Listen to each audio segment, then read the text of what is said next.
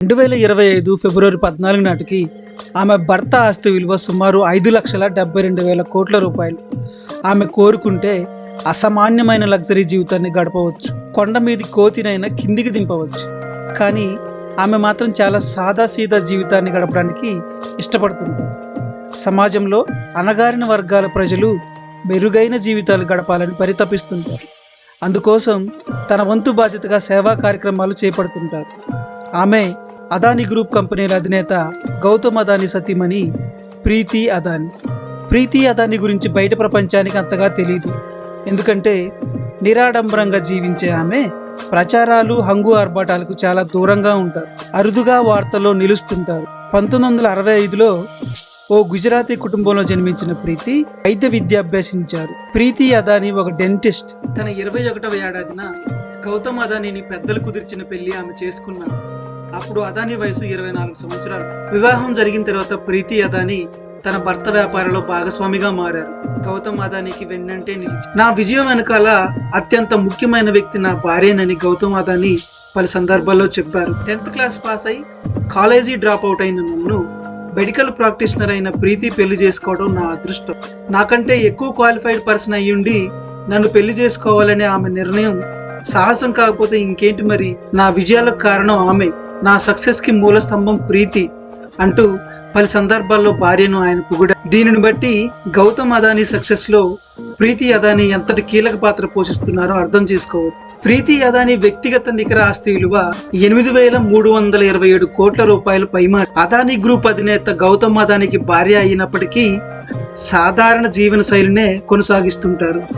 విలాసాలకు చాలా దూరంగా సాధారణంగా అయితే సెలబ్రిటీలు, మరీ ముఖ్యంగా ధనవంతులు పబ్లిక్ లోకి వచ్చినప్పుడు లగ్జరీగా కనిపిస్తుంటారు. ఫ్యాషన్ దుస్తులతో స్టైలిష్ లుక్ లో కనపడేందుకు ప్రయత్నిస్తుంటారు. కానీ గౌతమ్ అదానీ కుటుంబ సభ్యులు అలా కనిపించరు. ఇక ప్రీతి అదానీ అయితే మరీ సింపుల్ గా ఉంటారు. సాధారణ మహిళలు ధరించే మామూలు చీరలు, సల్వార్ సూట్స్ ధరిస్తుంటారు. దేవాలయాలకు వెళ్ళేటప్పుడైతే ప్రీతి అదానీ మరింత సింప్లిసిటీ మెయింటైన్ చేస్తుంటారు. సాధారణ భారతీయ మహిళలు ధరించే సంప్రదాయ దుస్తులకే ప్రాధాన్యత ఇస్తుంటారు. స్టైల్ అనేది దుస్తులో ఉండదని ఆమె నమ్ముతుంటారు. ఇక ప్రీతి అదానీ దాతృత్వ కార్యక్రమాలకే ఎక్కువ ప్రాధాన్యత ఇస్తుంటారు. అందుకోసం పెళ్ళైన తర్వాత డాక్టర్ వృత్తిని కూడా వదులుకున్నారు. పెళ్ళైన తర్వాత నా ముందు 2 ఆప్షన్లు ఉన్నాయి. ఒకటి వైద్యురాలుగా ఉండి వందల మందికి సేవలు చేయడం, రెండోది సామాజిక సేవ ద్వారా వేలాది మందికి తోడ్పాటు అందించడం. ఎక్కువ మందికి సాయం చేసే అవకాశం ఉంటుంది కాబట్టి వైద్య వృత్తిని వదులుకున్నానంటూ ఆమె పలుసార్లు చెప్పారు.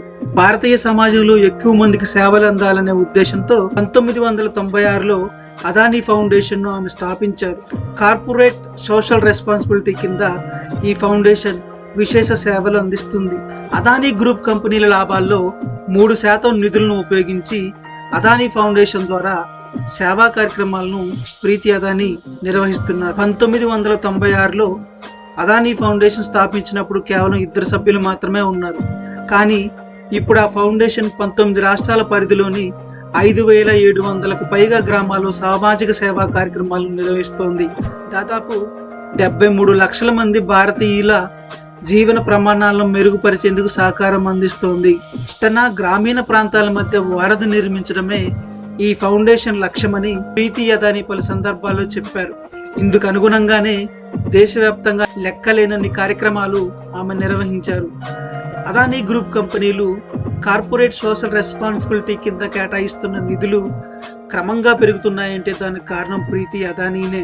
అదానీ ఫౌండేషన్ ద్వారా విద్య, ప్రజారోగ్యం, గ్రామీణ మౌలిక సదుపాయాలు, సుస్థిరాభివృద్ధి, జీవనోపాధి వంటి మొదలైన రంగాల్లో మెరుగైన ప్రమాణాల కోసం తన వంతు సేవ చేస్తున్నారు.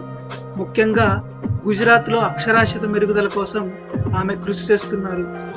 2001లో గుజరాత్లోని భుజ్ ప్రాంతంలో సంభవించిన భారీ భూకంపానికి ఆమె చెలించిపోయారు. ప్రకృతి విపత్తు కారణంగా ఆ ప్రాంతంలోని పిల్లలు విద్యకు దూరం కాకూడదనే లక్ష్యంతో ముంద్రాలో ఒక పాఠశాలను స్థాపించారు.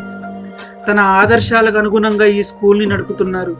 ఈ సమయంలో దేశవ్యాప్తంగా ఆమెపై ప్రశంసలు జల్లు కురిసింది. కరోనా సమయంలో కూడా ప్రీతి అదానీ చాలా సేవలు అందించారు. పేదలకు పెద్ద ఎత్తున నిత్యావసరాలు పంపిణీ చేశారు. అంతేకాదు ఆ సమయంలో విశేష సేవలు అందించిన వైద్య సిబ్బందికి పీపీఈ కిట్లు కూడా పెద్ద సంఖ్యలో పంచిపెట్టారు.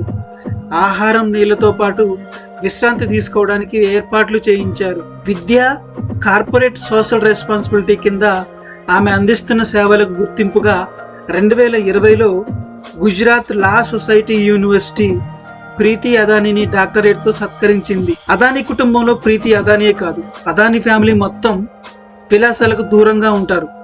ముఖేష్ అంబానీ తర్వాత ఆసియా ఖండంలో అత్యంత రిచెస్ట్ ఫ్యామిలీ అయినప్పటికీ పబ్లిక్లోకి వచ్చేటప్పుడు వాళ్ళు సాధారణంగా కనిపిస్తుంటారు. అయితే ఎన్నికల సమయంలో మాత్రం వారు ఓటు హక్కు ఖచ్చితంగా ఉపయోగించుకుంటారు. కుటుంబ సభ్యులంతా కలిసి వచ్చి ఓటు వేస్తారు. ఓటు విలువను చాటి చెప్పేందుకే ఇలా హుందాగా వ్యవహరిస్తుంటారు. గౌతమ్ అదానీ పెద్ద కొడుకు కరణ్ అదానీకి 2016లో పెళ్లి అవ్వగా ఆ దంపతులకు ఒక పాప జన్మించింది. ఆ చిన్నారి అంటే ప్రీతి అదానీకి ఎంతో ప్రేమ. ఆమెతో ఎక్కువ సమయాన్ని గడిపేందుకు ఇష్టపడుతుంటారు. సమయం చిక్కితే చిన్నారి కేటాయించే అవకాశం ఆమె అస్సలు మిస్ చేసుకోరు. ఎటు వెళ్ళినా ఆ చిన్నారి కోసం బహుమతి తీసుకురావడం అస్సలు మర్చిపోరు. ఇదండి ప్రీతి అదానీ గురించి. కంటెంట్ నచ్చిందని అనిపిస్తే మాత్రమే లైక్ కొట్టి సబ్స్క్రైబ్ చేసుకోండి. మీ అభిప్రాయాన్ని కామెంట్ రూపంలో తెలియజేయండి. Thank you.